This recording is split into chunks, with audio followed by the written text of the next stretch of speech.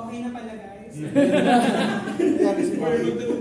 Uy, Mike, parang yung tama mo. Go ahead, Carlos. Alright, so I echo, well, unfortunately, you suffered a 0-2 defeat against Minana. So anyway, my question would be, any one of the team can answer this. Ano nangyari kanina? Paano kayo binigla ng Minana?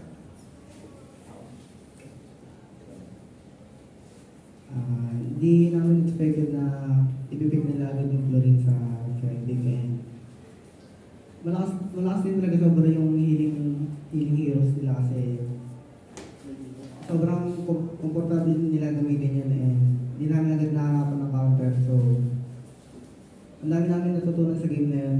Sana ma-apply din namin next game.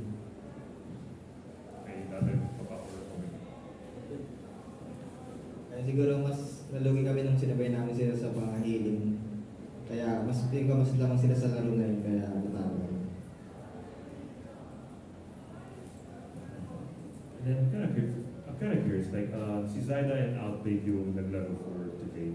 And if I'm not mistaken, in the previous weeks, parang silang dalawa rin yung naglaro for you guys. I'm kind of curious, like, what made you decide to utilize these two against Minana? I think, kasi yung during scrims, nakita namin yung playstyle ng dalawa is akma dito sa against Minana. So sila yung pinasok na.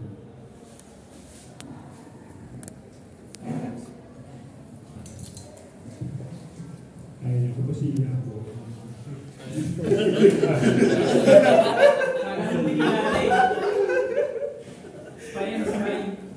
Pinapasaya ko lang tayo. Winner din po si Carlos.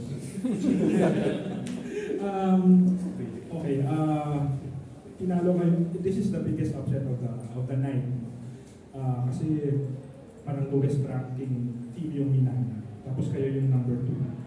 Anong pumasok sa isip nyo na natalo kayo ngayong gabi? Nabunutan pa kayo ng delay? Ano ba yung naisip nyo? Actually, para sa amin, kung ano may mata, as long as may natutunan kami. So tulad nga ngayon, kumbaga, yung nasabayan namin kumbaga yung laro nila, sinabayan namin sa yung laro.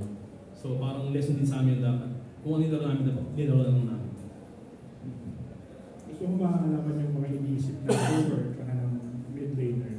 Anong mga nakita yung pagkukulang ng ego sa laro nyo ngayon? Sa akin pagkukulang lang sa sarili ko or sa buong team. Sa buong team.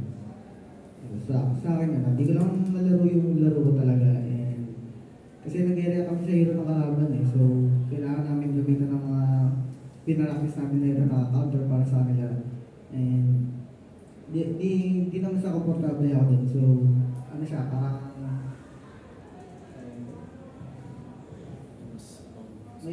may ibang mas magandang hero sa lineup nila, yun late na namin nalaman. Kaya sana sa susunod na game ma-apply talaga namin yung mga pagkakamali namin ngayon. Sa akin, siguro yung Marinan, nilalaban namin sila, hindi kami nakipagpasiban sa kanila kasi lugi kami pag hindi kami nakakalaban sa kanila. Parang naipag-farman lang sila pero lamang sila pag team fight na. So, yun, hindi ko kailangan mag-adjust sa ganang playstyle. Nakalaban nila ba yung Minana? No, first. Ito pa lang. Ngayon pa lang. Okay. Based sa mga analysis ninyo, gaano malaking improvement ng Minana ngayong gabi? Hindi ko talagang handa rin sila sa amin. Sobrang daking improve nila. If I'm not mistaken, nakasabay din sila sa friend. So, tingin ko talagang malakas na team talagang Minana. Maraming salamat.